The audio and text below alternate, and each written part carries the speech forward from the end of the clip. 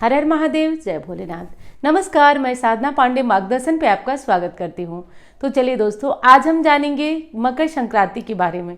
मकर संक्रांति 2025 में किस दिन पड़ रही है, यानी कि 14 जनवरी को पड़ रही है या 15 जनवरी को पड़ रही है। मकर संक्रांति के दिन क्या क्या विशेष करना है, मकर संक्रांति में कौन कौन सी ज़रूरी चीज़ें होती हैं जो दान करना चाहिए, और कौन सी एक ज़रूरी चीज़ है जिसे भूल कर भी आपको दान नहीं करना है। नहीं तो दान, अगर ऐसा दान कर देते हैं तो निश्चित रूप से आपको दान के लिए नुकसानदेह होता है। देखिए, कहा जाता है कि मकर संक्रांति से उत्तरायण का काल चालू हो जाता है, देवताओं का दिन माना जाता है, इसलिए मकर संक्रांति के दिन से बढ़िया दिन कहा जाता है, अच्छा दिन कहा जाता है।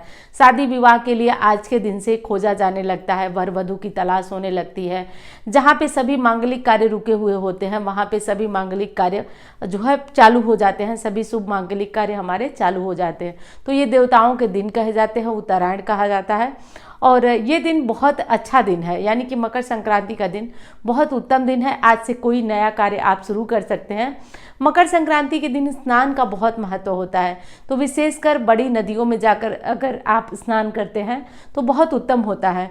गंगा, यमुना, सरस्वती, कावेरी, कृष्णा, कहीं किसी नदी में जाकर अगर आप स्नान करते हैं तो बहुत उत्तम होता है। जैसा कि आप जानते हैं कि कुंभ का टाइम चल रहा है, महाकुंभ लगा हुआ है, तो बहुत लोग मकर संक्रांति के पर्व पर महाकुंभ में भी स्नान करेंगे, लेकिन थोड़ा मुश्किल होगा क्योंकि इस दिन जो है वो बहुत ज़्यादा भीड़ रहेगी।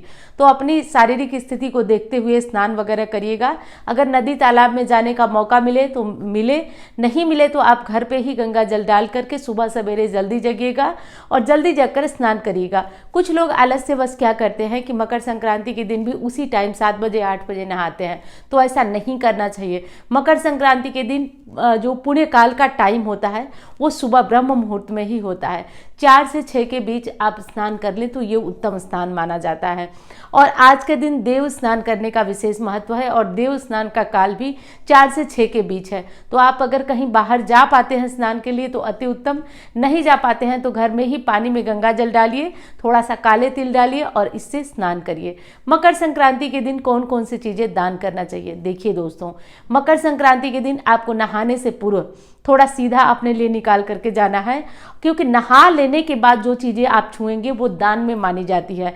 तो नहा लेने से पहले आपको एक थाली में दाना, लाई, जो भी चीज़ें आप भगवान को चढ़ाने वाले हैं, दान करने वाले हैं, वो एक थाली में निकाल लीजिए।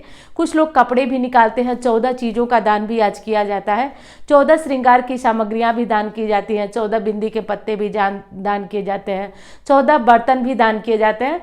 तो बर्तनों में एक चीज़ बता दूं, लोहा भूल कर भी दान मत करिएगा। आज लोहा शनि की धातु है और आज शनि से जुड़ा हुआ लोहा कभी भी दान नहीं किया जाता है, नहीं तो निश्चित तौर पे व्यक्ति का बुरा समय शुरू हो जाता है। तो भूल कर भी लोहा आज दान मत करिएगा। हाँ, शनि से जुड़ी हुई चीज़ें जैसे कि काली उड़द, अदरक, ये सब चीज़ें दान करना शुभ माना जाता है। तो 14 चीज़ों की बात हो रही थी। तो वीडियो पसंद आ रही है तो लाइक करिएगा। चैनल को आपने सब्सक्राइब नहीं किया तो ज़रूर कर लीजिएगा। 14 चीज़ों की बात हम लोग कर रहे थे, तो 14 चीज़ें दान करना मकर संक्रांति पर बहुत अच्छा होता है। दोस्तों, एक चीज़ आपको बता दूं कि बेहद पुण्यदायी दिन होता है। आज कुछ न कुछ दान हमें ज़रूर करना चाहिए, चाहे 14 की संख्या में करें, चाहे अपनी शक्ति सामर्थ्य के अनुसार करें। कहीं किसी बड़े मंदिर में जाएं, वहाँ पे जो लोग बाहर बैठे रहते हैं वहाँ उनको पैसे भी दान कर सकते हैं। कुछ खाने पीने की चीज़ें, चावल वगैरह भी दान कर सकते हैं। तो श्रद्धा अनुसार दान आज ज़रूरी है और ये ज़रूर करिएगा आप। और एक चीज़ और बता दूं कि दान में एक चीज़ का विशेष ध्यान दिया जाता है, स्नान के तुरंत बाद दान किया जाता है। इसलिए जो लोग स्नान के लिए जाएंगे तो आप उनका दान पहले से निकाल करके रखें, क्योंकि नहाने के बाद आपको अपनी अलमीरा वगैरह कुछ नहीं छूना है, क्योंकि नहा कर जिन चीज़ों को छूते हैं वो दान माना जाता है। इसलिए सारी चीज़ों को इकट्ठा निकाल करके रखिए और नहा कर आकर उनका स्पर्श करिए। स्पर्श करके भगवान से प्रार्थना करिए। आज सूर्य देव को जल जरूर चढ़ाइए। जल में काले तिल जरूर डालिए। काले तिल डालकर ओम घृणी सूर्याय नमः मंत्र का जप करिए। हो सके तो आज आदित्य हृदय स्तोत्र का पाठ करिए।